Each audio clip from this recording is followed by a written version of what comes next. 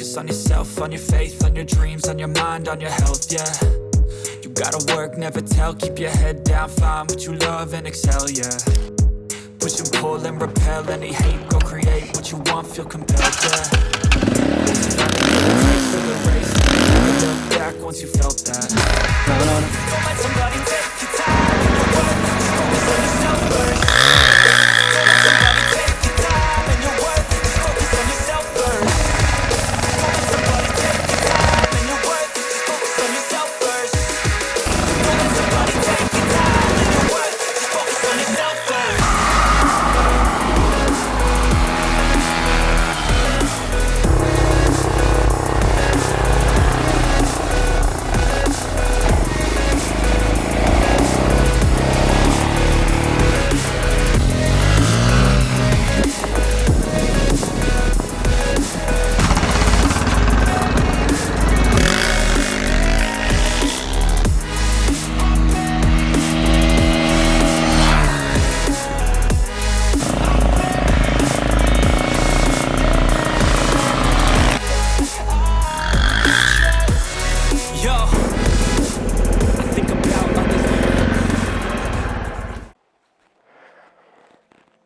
So, let us talk about these Chinese bikes. Hey, what? What do you mean what? What do you mean, what do you mean what? Did you do the thing? What thing? The thing, the thing. What the thing, the thing? What is up, my peeps? Welcome back to yet another amazing video. Please consider subscribing. We're almost at 1 million subs. Thank you very much.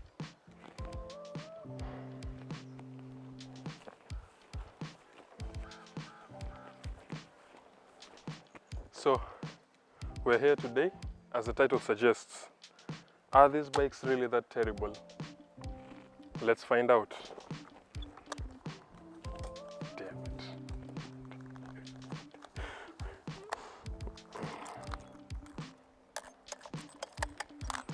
I'm not retaking that.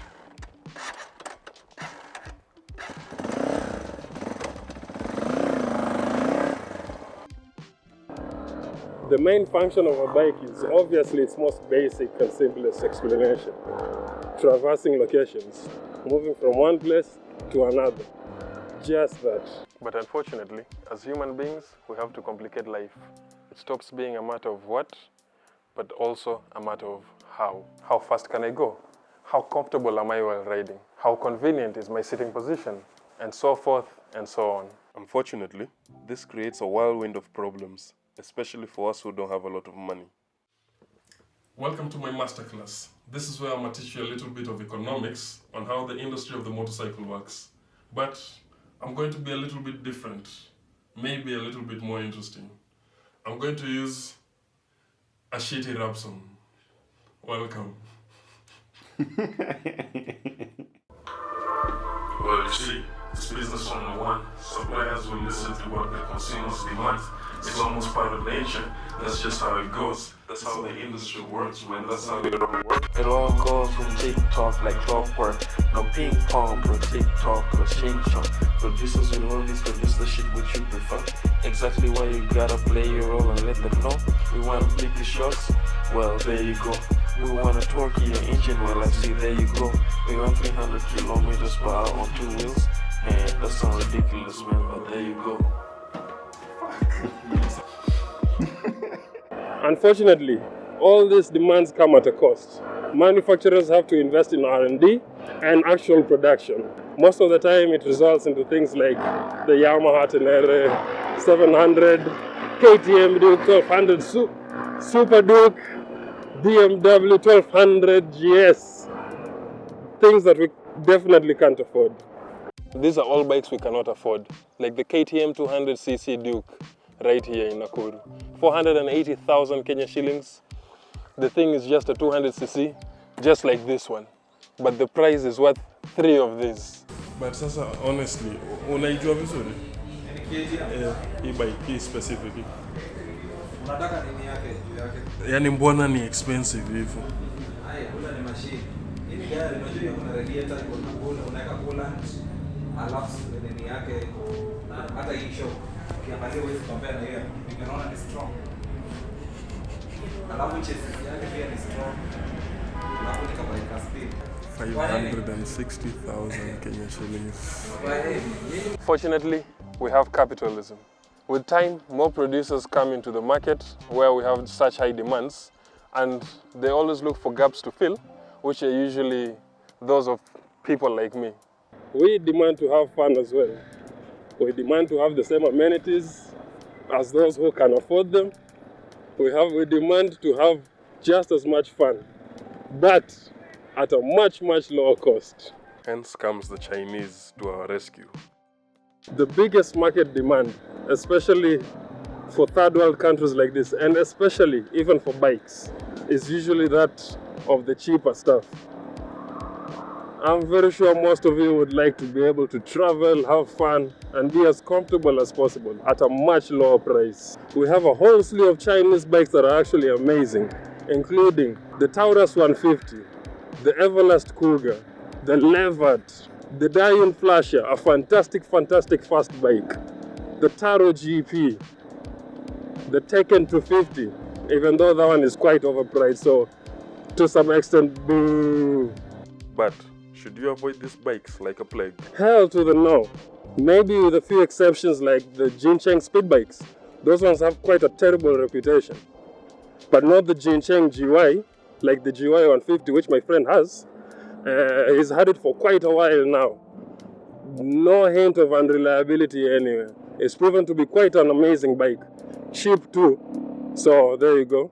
There's a huge number of testimonials of people with Chinese bikes, even smaller bikes especially, doing hundreds of kilometers, like 500, 400, 600, no problems. Those distances are not enough to even kill those bikes. Maybe if you do like 1,000 kilometers every 2 weeks, maybe then.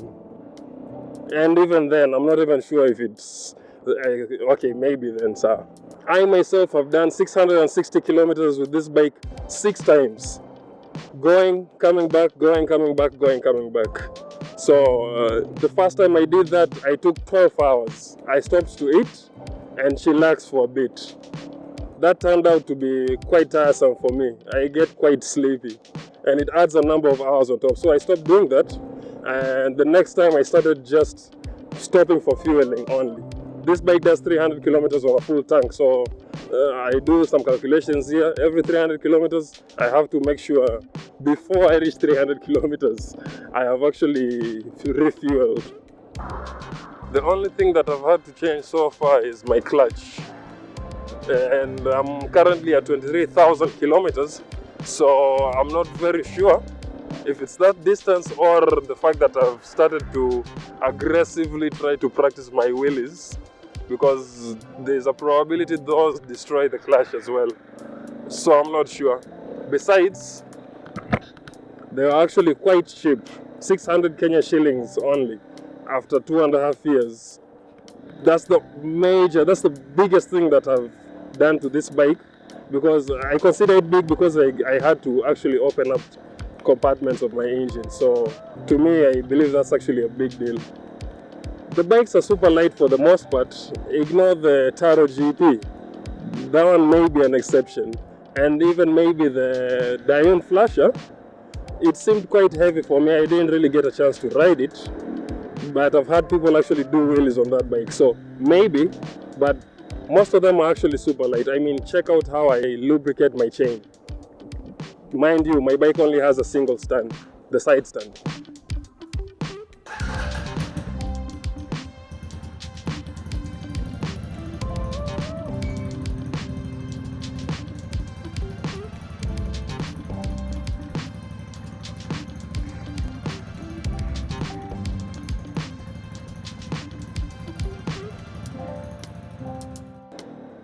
There are tons of testimonials of people having no problems with Chinese bikes. I would even argue that most of them actually experience less problems than those that do. Especially if you're not extremely aggressive with your bike or extremely careless. I believe you mostly be fine. It's time to end the stigma of Chinese bikes. I mean, you don't really need to spend excessively just to do this.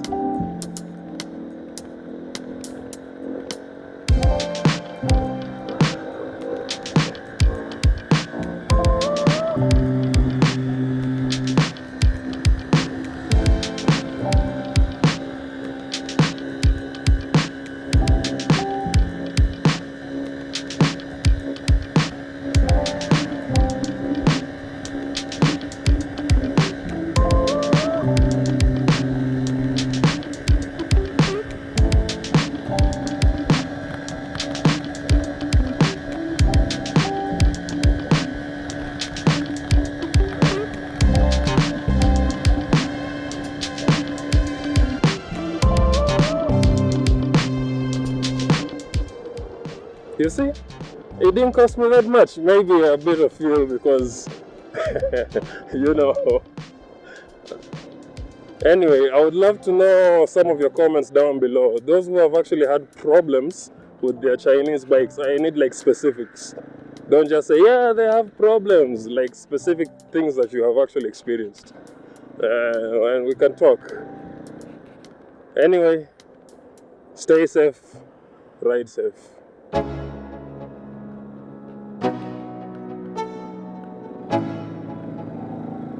Let's go. Yeah. I'm like an addict, do I gotta have it. I ain't even playing, got a really bad habit. If it moves, gotta grab it, fuse like a magnet. Lose, won't have it till I'm doomed in a casket. I ain't playing, got a weird mind. If you work 8 hours, I'ma work 9. If the shoot tastes sour, you should taste mine. I'ma stay in power for a long time. Get up, nah, I ain't a quitter. Toss me the ball, I'm a really big hitter. Big picture, I'm a straight killer. Rising the song to the highest bidder. Got juice, got gas, I'ma move fast. New shoes, new tracks, like who's that? I'm new, come back, better than last. Yeah, it's a new me, never gonna look back. I'm never gonna look back. Cause damn, I was built to last. You move slow and I move fast, and that's facts. Only I can make a change.